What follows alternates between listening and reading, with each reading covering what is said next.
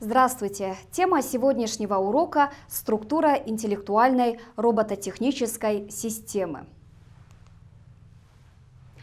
Интеллектуальные роботы.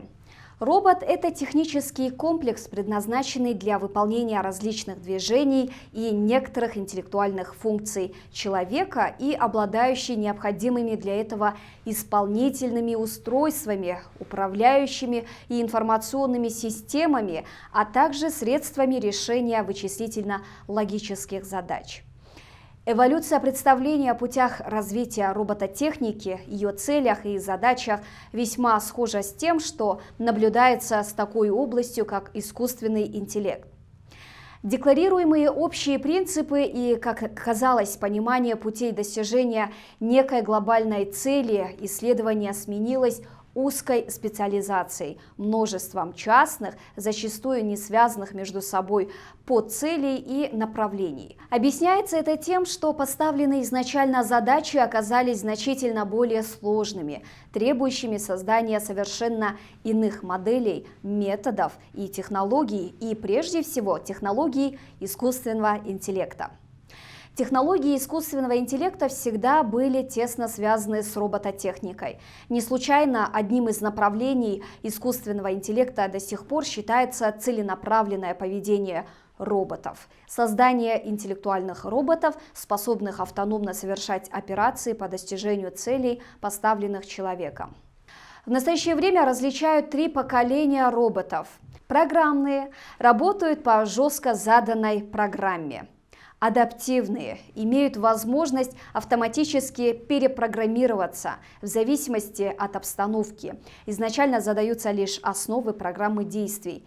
И интеллектуальные. Задание вводится в общей форме, а сам робот обладает возможностью принимать решения или планировать свои действия в распознаваемой им неопределенной или сложной обстановке. Архитектура интеллектуальных роботов. Общепринятое мнение, что интеллектуальный робот обладает так называемой моделью внешнего мира или внутренней средой, что позволяет роботу действовать в условиях неопределенности информации. В том случае, если эта модель реализована в виде базы знаний, то целесообразно, чтобы эта база знаний была динамической. При этом коррекция правил вывода в условиях меняющейся внешней среды естественным образом реализует механизмы самообучения и адаптации. Если отойти от подобного перечислительно-функционального определения интеллектуального робота, то останется лишь два более или менее конструктивных определения. Первое заключается в том, что интеллектуальный робот – это робот, в состав которого входит интеллектуальная система управления. Тогда достаточно только выбрать определение интеллектуальной системы. Например, определить интеллектуальную систему как компьютерную систему для решения задач, которые не могут быть решены человеком в реальное время, или же их решение требует автоматизированной поддержки, или же их решение дает результаты, сопоставимые по информативности с решениями человека. Итак, несмотря на множество предлагаемых критериев интеллектуальности, самым сильным остается по-прежнему требование, согласно которому роль человека при взаимодействии с интеллектуальным роботом должна свестись лишь к постановке задачи. На сегодняшний день считается, что в состав интеллектуального робота должны входить исполнительные органы. Это манипуляторы, ходовая часть и другие устройства, с помощью которых робот может взаимодействовать на окружающие его предметы. Причем по своей структуре это сложные технические устройства, имеющие в своем составе сервоприводы, мехатронные части, датчики, системы управления. По аналогии с живыми организмами это руки и ноги робота. Датчики – это системы технического зрения, слуха, осязания, датчики расстояний, локаторы и другие устройства, которые позволяют получить информацию из окружающего мира. Система управления – это мозг робота, который должен принимать информацию от датчиков и управлять исполнительными органами. Эта часть робота обычно реализуется программными средствами. В состав системы управления интеллектуального робота должны входить следующие компоненты. Модель мира отражает состояние окружающего робот-мира в терминах, удобных для хранения и обработки. Модель мира выполняет функцию запоминания состояния объектов в мире и их свойств. Система распознавания. Сюда входят системы распознавания изображений, распознавания речи и тому подобное. Задачей системы распознавания является идентификация, то есть узнавание окружающих робот-предметов, их положения в пространстве. В результате работы компонентов системы распознавания строится модель мира. Система планирования действий осуществляет виртуальное преобразование модели мира с целью получения какого-нибудь действия. При этом обычно проверяется достижимость поставленной цели. Результатом работы планирования действий является построение планов, то есть последовательностей элементарных действий. Система выполнения действий пытается выполнить запланированные действия, подавая команды на исполнительные устройства и контролируя при этом процесс выполнения. Если выполнение элементарного действия оказывается невозможным, то весь процесс прерывается и должно быть выполнено новое планирование. Система управления целями определяет иерархию, то есть значимость и порядок достижения поставленных целей. Технологии искусственного интеллекта для интеллектуальных роботов. Нечеткая логика находит применение в основном на нижнем уровне для управления конкретными устройствами. Методы нечеткой логики позволяют заменить решение дифференциальных уравнений для задач управления менее ресурсоемкими логическими методами нечеткого вывода. Нейронные сети изначально были хорошо приспособлены для задач классификации. Первая модель перцептрона решала именно эту задачу. Именно поэтому наиболее широкое применение нейронные сети находят в системах распознавания образов.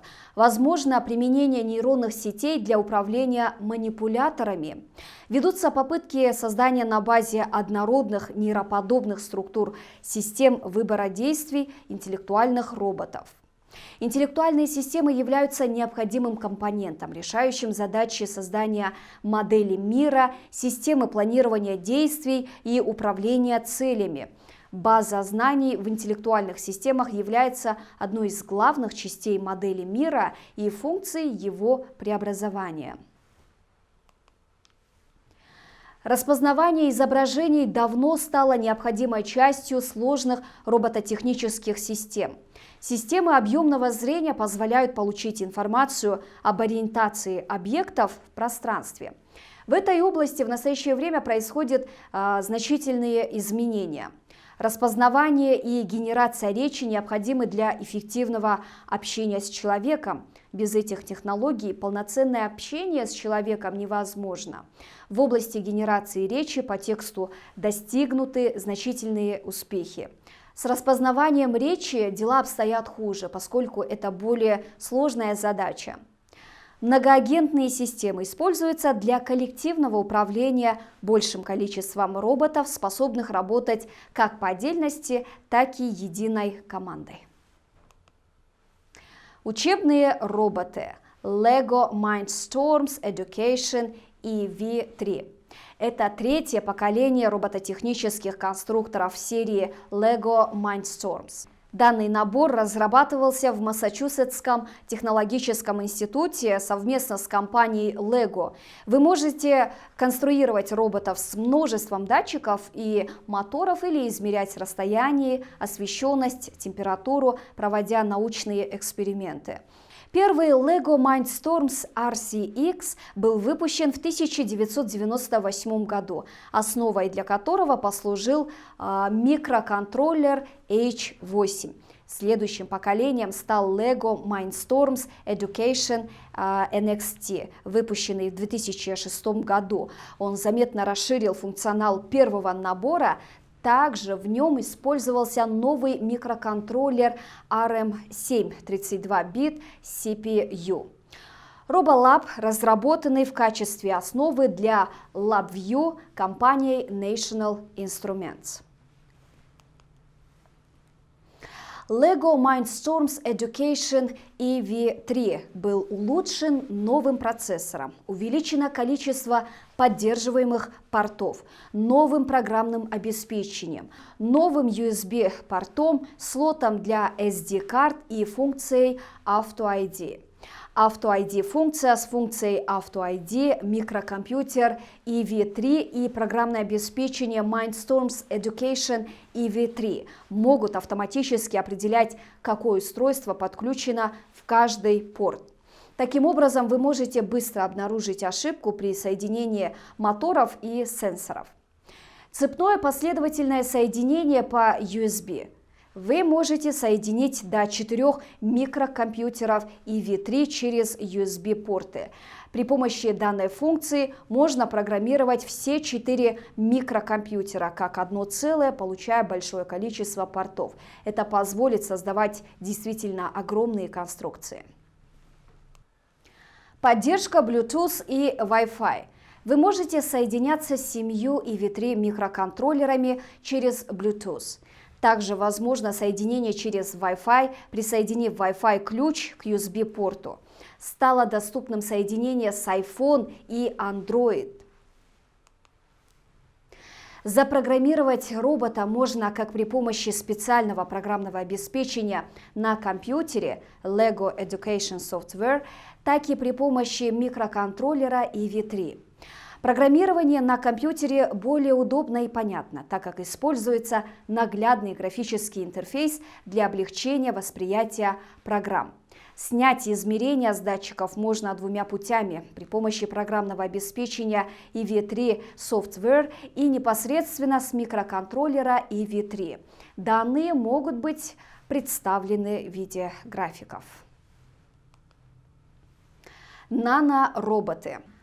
Нанороботы – это роботы размером сопоставимые с молекулой, менее 10 нанометров, обладающие функциями движения, обработки и передачи информации, исполнения программ. Нанороботы, способные к созданию своих копий, то есть самовоспроизводству, называются репликаторами. Возможность создания нанороботов рассмотрел в своей книге «Машины создания» американский ученый Эрик Дрекслер. Роль нанотехнологий при разработке интеллектуальных роботов. Следует отметить два важных аспекта, отличающих работу мозга от работы микросхемы. Во-первых, компьютеры могут выполнять вычисления с фантастической скоростью. В настоящее время самые мощные машины могут выполнять до 1000 триллионов операций в секунду. Однако за единицу времени может выполняться только одна операция.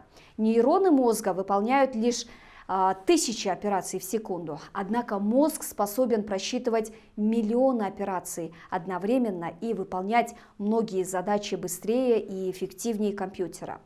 Во-вторых, нейронная сеть постоянно модифицируется, а компьютер не способен к этому. Над созданием искусственной самообучающейся, то есть в нашем случае меняющей схему своих цепей структуры, бьются ученые всего мира.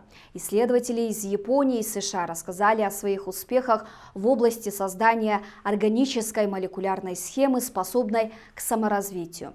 По словам ученых, созданный на основе их разработки компьютер может обрабатывать не одну, а свыше 300 операций одновременно.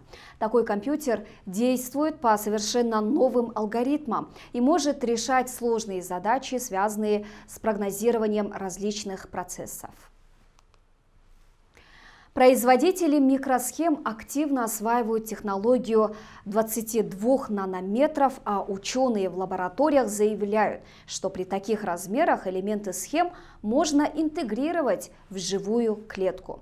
Средние размеры клетки человека около 10 квадратных микронов, так что в нее теоретически можно встроить до 2000 транзисторов, а это сопоставимо с параметрами процессоров первых персональных компьютеров.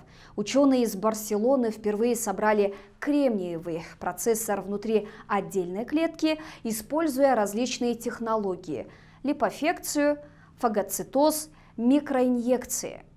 После операции клетки, в которые поместили процессоры, оставались живыми. И что наиболее важно, ученые смогли запустить процессор и использовать его как датчик процессов, происходящих внутри клетки. Таким образом, в наших руках оказывается ключ к созданию электронной системы диагностики всех происходящих в живом организме процессов. Возможные области применения нанороботов. Ранняя диагностика рака и целенаправленная доставка лекарств в раковые клетки. Биомедицинский инструментарий, хирургия, фармакокинетика, мониторинг больных диабетом, производство посредством молекулярной сборки нанороботами устройства из отдельных молекул по его чертежам. Военное применение в качестве средств наблюдения и шпионажа, а также в качестве оружия. Потенциальные возможности использования нанороботов в качестве оружия демонстрируются в некоторых фантастических произведениях. Космические исследования и разработки, например, зонды фон Неймана. Попытаемся описать устройство медицинского наноробота общего применения. Ниже остановимся на описании основных систем наноробота и его предполагаемом устройстве. Так как основная функция наноробота – это передвижение по кровеносной системе человека, то он должен иметь мощную навигационную систему. Устройству необходимо иметь несколько типов различных сенсоров для мониторинга окружающей среды, навигации, коммуникации и работы с отдельными молекулами. Также нанороботу необходима мощная транспортная система, доставляющая отдельные атомы и молекулы от хранилищ к наноманипуляторам и обратно. Для работы с пораженными структурами устройство будет оборудовано набором телескопических наноманипуляторов разного применения, материал из которого будет изготовлен наноробот – алмазоид или сапфироид. Это обеспечит биосовместимость человека и большого количества наномашин. Также необходимо наличие приемо-передаточных устройств, позволяющих нанороботам связываться друг с другом. И, наконец, для удержания крупных объектов необходимы телескопические захваты. Модель медицинского наноробота общего применения. В идеальном случае это устройство будет способно ремонтировать поврежденные клетки, ткани, производить диагностику и лечение раковых заболеваний и картографировать кровеносные сосуды, производить анализ ДНК с последующей ее корректировкой, уничтожать бактерии, вирусы и тому подобное. Максимальный размер устройства не должен превышать 1 к 1 и к 3 микрона без двигательных жгутиков. Ниже на картинке представлен вид наноробота, выполненного из алмазоида. Для работы с внутриклеточными структурами нанороботу вовсе не обязательно целиком проникать внутрь клетки. Можно повредить внутриклеточный цитоскелет. Телескопические наноманипуляторы предотвратят повреждение органелл и цитоскелета. Для связи нанороботов друг с другом, а также для формирования навигационной системы полезно будет использовать еще один тип нанороботов – коммуноцитов, которые будут работать в виде усилительных станций. Ну и сделаем заключение. Создание систем искусственного интеллекта сопряжено с решением множества проблем. На пути создания искусственного интеллекта это и ограниченность ресурсов, и недостаточные знания в этой области, а также проблема осуществимости это сделать и многие другие технические проблемы. Искусственный интеллект в настоящее время остается научным направлением, связанным с компьютерным моделированием человеческих интеллектуальных функций. Системы искусственного интеллекта обычно используются для обозначения способности вычислительной системы выполнять задачи, свойственные интеллекту человека, например, задачи логического вывода и обучения.